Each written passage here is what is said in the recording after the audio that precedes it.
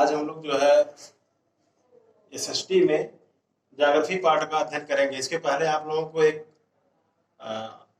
Notes भेजा गया था, सभी लोगों को, जो लोग जुड़े होंगे ग्रुप से उनको मिला होगा।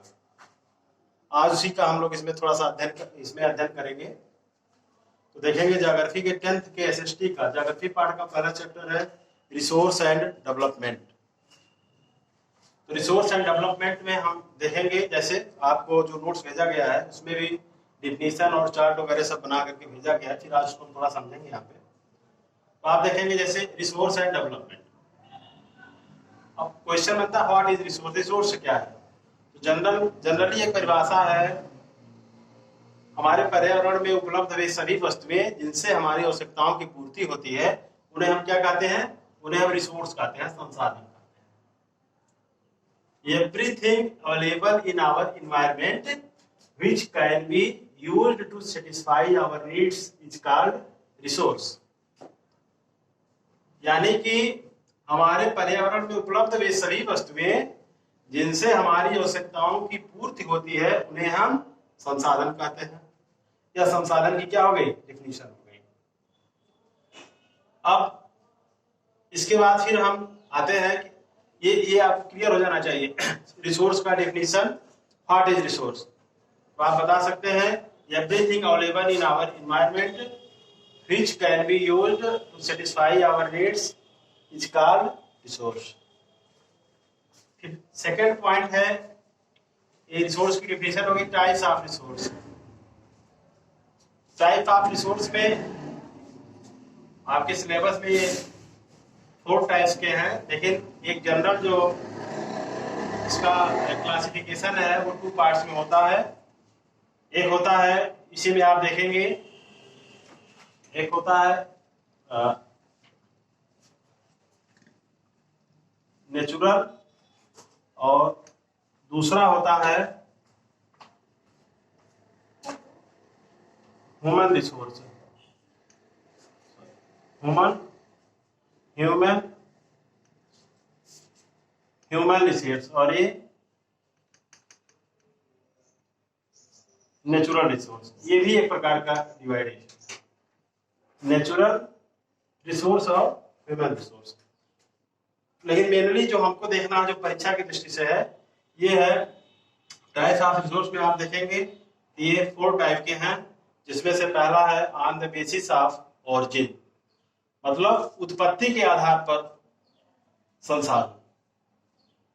On the basis of origin में आप देखेंगे इसमें 2 पार्ट हैं, एक बायोटिक है और दूसरा क्या है, एबायोटिक है।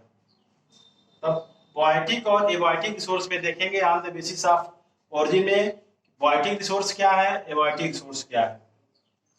बायोटिक में देखेंगे these are obtained from biosphere and have life such as human beings, flora and fauna, fisheries, livestock, etc. ये जितने भी हैं ये बायोटिक रिसोर्स के अंतर्गत आते हैं। यानी कि बायोटिक रिसोर्स वो कहते हैं, अगर आप इसको हिंदी में समझें, कि हमारे पर्यावरण में उपलब्ध वे सभी वस्तुएं या वे सभी जिसमें जीवन व्याप्त है, उन्हें हम क्या कहेंगे, बायोटिक रिसोर्स कहेंगे।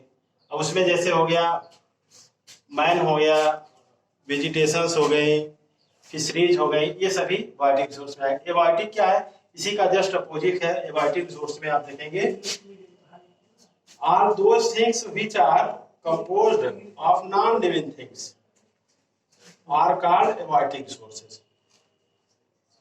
तो मतलब हमारे पर्यावरण में उपलब्ध वे सभी वस्तुएं जिनमें जीवन नहीं है, वे क्या है, वे एबायोटिक रिसोर्स हैं।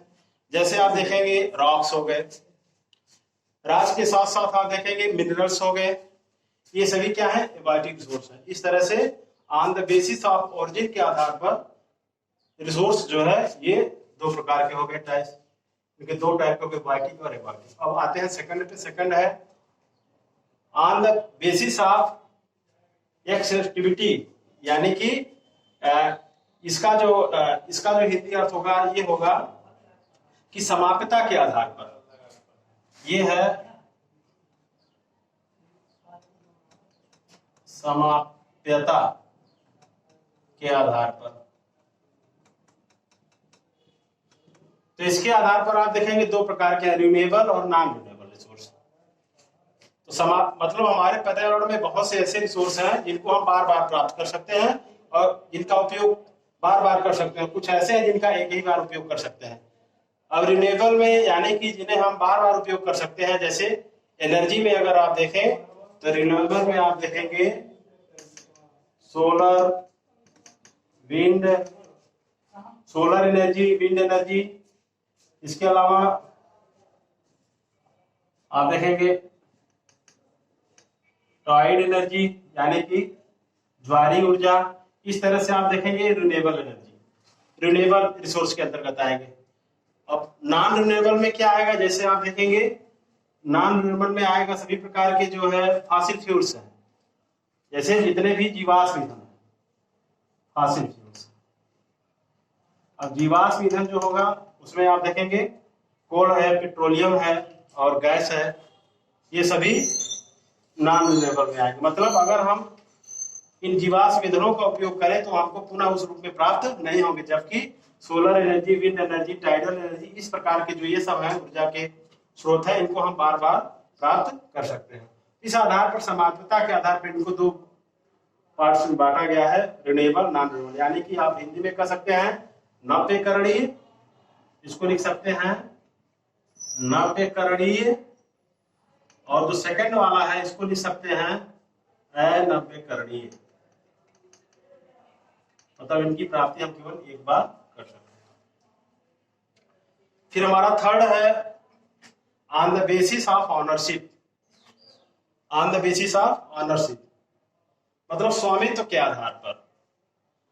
तो आप देखेंगे हम अपने चारों तरफ अगर देखें तो स्वामित्व के आधार पर भी संसाधनों को कई चार पार्ट में हम बांट देते हैं। जैसे इंडिविजुअल, बहुत से ऐसे संसाधन है जो इंडिविजुअल है, व्यक्तिगत है, जैसे हमारी जमीन, हमारे मकान, हमारे पास गाड़ियां हैं, ये सब क्या है, ये सब इंडिविजुअल रिसोर्सेज के एग्जाम्पल है। फिर सेकंड है इसी पे ऑनरशिप के बेस पर कम्युनिटी। अब ऐसे रिसोर्स है जो पूरे कम्युनिटी यानी कि जिन पर पूरे समुदाय का अधिकार हो।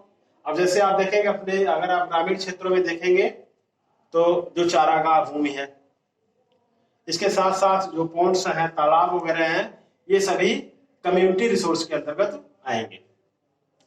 फिर इसी में थर्ड है on the basis of ownership में थर्ड है नेशनल एंड इंटरनेशनल रिसोर्सेज।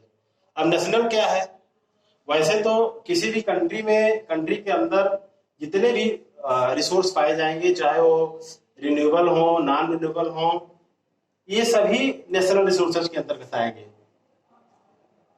जैसे आप देखते हैं कभी कभी नेशनल रिसोर्सेज के अंतर्गत भले ही कोई इंडिविजुअल प्रॉपर्टी है, इंडिविजुअल रिसोर्सेज है, जैसे इंडिविजुअल प्रॉपर्टी मान लीजिए हमारे पास जमीन है, लेकिन गवर्नमेंट जब उस पर चाहती है जैसे रेल लाइन बना देना, रेल लाइन, कैनाल, रोड्स, इन सब का निर्माण जो है उस पर गवर्नमेंट करती है अधिग्रहित करके। तो इस तरह से ये सभी जो चीजें हैं, ये नेशनल जो रिसोर्सेज है, इनकी नंबर ऑफ रिसोर्सेज, इनकी जो है संख्या जो है बहुत अधिक है। और फिर एक है इंटरनेशनल रिसोर्सेज। इंटरनेशनल मतलब अंतरराष्ट्रीय संसाधन क्या है, तो इंटरनेशनल रिसोर्सेज में आपको थोड़ा समझना होगा। जैसे कोई भी अगर कंट्री है तो इसमें मुख्यतः एक चीज आती है, कोई भी कंट्री है और कोस्टल एरिया से, मान लीजिए उसके समुद्र तट है, तो कोस्टल एरिया से 200 नॉटिकल माइल के दूर, 200 नॉटिकल माइल के, आप अपने टेक्स्ट बुक में पढ़ेंगे तो उसमें दिया हुआ है, देखेंगे इंटरनेशनल रिसोर्सेज में, इसे को हम समझाना चाह रहे हैं आपको। There are international institutions which regulate some resources, the oceanic resources beyond 200 nautical miles on the exclusive economic zone belong to open ocean, and non-individual country can utilize these without the consent of international institutions। इसका मतलब है किसी भी देश की जो समुद्री तट सीमा है उसके 200 नॉटिकल माइल, जैसे एग्जांपल से भी आपको बताते हैं। जैसे हम देखते हैं जैसे इंडिया का एक छोटा सा मैप बनाते हैं।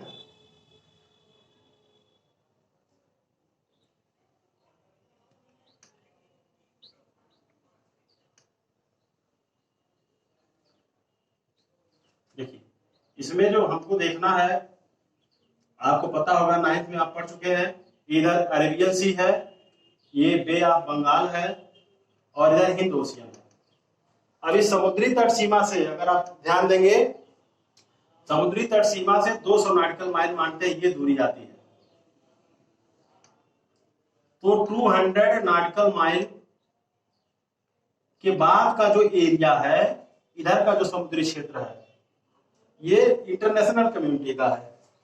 मतलब ये इंडिया का इस पर अधिकार नहीं है, ये इंटरनेशनल कम्युनिटी का है। तो इस ओशियंस एरिया में चाहे फिशरीज करना, चाहे मछली पकड़ना हो, या वहां से जितने भी संसाधन समुद्र के नीचे से निकालना हो, उस पर पूरे मतलब विश्व के सभी देशों का अधिकार है। इसी वजह से ये बेल्ट जो है वो इंटरनेशनल रिसोर्सेज के अंतर्गत आते हैं। इस तरह से on the basis of ownership के आधार पर हम रिसोर्सेज को 4 भागों में बांटते हैं, इंडिविजुअल, कम्युनिटी, नेशनल और इंटरनेशनल। इस सबके एग्जाम्पल बुक्स में दिए हुए हैं। फिर फोर्थ है on the basis of status of development. मतलब इसमें जो हम लोग देखेंगे, ये विकास के स्तर के आधार पर देखेंगे। तो विकास के स्तर के आधार पर देखेंगे, पहला है पोटेंशियल। पहला क्या है? Potential resources. तो पोटेंशियल रिसोर्सेज में अगर हम देखें क्या है, इसे पोटेंशियल रिसोर्सेज किसे कहते हैं, तो आप देखेंगे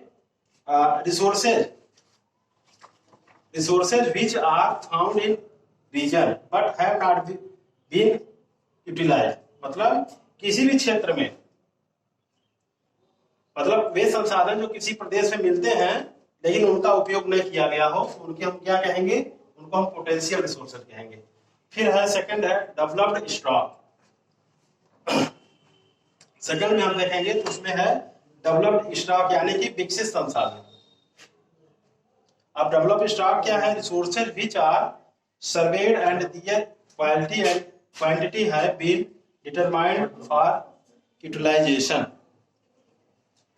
तो डेवलप्ड रिसोर्सेज की ये डिफिनेशन है, मतलब वे संसाधन जिनका डेवलप्ड रिसोर्सेज में, वे रिसोर्सेज जिनका सर्वे किया जा चुका है और उनके उपयोग की गुणवत्ता और मात्रा, क्वालिटी और क्वांटिटी क्या है, वह निश्चित की जा चुकी हो, उसे हम डेवलप्ड स्टॉक कहेंगे। फिर थर्ड एंड लास्ट है रिजर्व्स, भंडार जिसे आप कहेंगे। तो रिजर्व्स क्या है? रिजर्व्स है, इसके साथ साथ स्टॉक आप कर सकते हैं। सॉरी 1 मिनट, इसी में एक और आएगा। पहले हम देखते हैं स्टॉक, फिर उसके बाद फोर्थ देखते हैं रिजर्व्स। स्टॉक क्या है? भंडार क्या है? तो स्टॉक में आप देखेंगे materials in the environment which have the potential to satisfy human needs but human beings do not have the appropriate technology to access these are included among stock। यानी कि हमारे पर्यावरण में उपलब्ध वे सभी पदार्थ या वस्तुएं जो हमारी आवश्यकताओं की पूर्ति कर सकते हैं, किंतु उनका उपयोग करने की हमारे पास टेक्नोलॉजी नहीं है।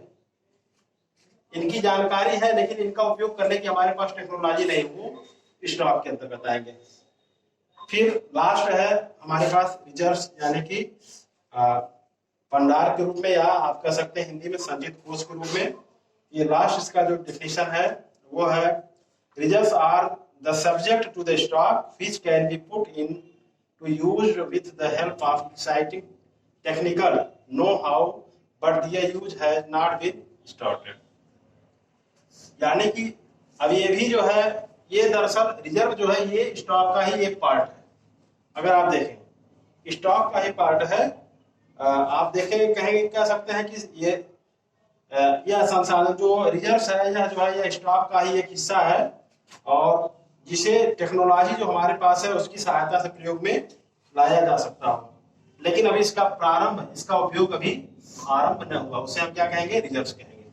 इस तरह से आप देखेंगे ये रिसोर्सेज एंड डेवलपमेंट के में आपने ये दो चीजें देखा, व्हाट इज रिसोर्स क्या है और टाइप ऑफ रिसोर्स देखे। इसका आपको पास जो है शॉर्ट नोट्स भी भेजा जा चुका है, इसको एक नोट्स आप बनाएंगे इससे। फिर इसमें हमारा जो है नेक्स्ट टॉपिक होगा development of resources. Development of resources में हमको फर्स्ट अर्थ समिट हम लोग पढ़ेंगे, रियो डी जेनेरो में जो हुआ था ब्राजील के। इसके साथ साथ सस्टेनेबल डेवलपमेंट के बारे में अध्ययन करेंगे। इसके बाद इसी चैप्टर में हम सॉइल्स के बारे में अध्ययन करेंगे। तो ठीक है, इतना आज का ये वीडियो है, इसको आप लोग जरूर अध्ययन कर लीजिएगा। और इससे संबंधित जो क्वेश्चन है उसको शॉर्ट नोट्स बना करके, क्वेश्चन जैसे है on the basis of origin, what is biotic resources या व्हाट इज वाइटिक रिसोर्सेज, या रिन्यूएबल और नॉन रिन्यूएबल यानी कि नवीकरणीय और नवीकरणीय संसाधनों में अंतर क्या है, ये सब आप इसका इस तरह से अध्ययन करेंगे।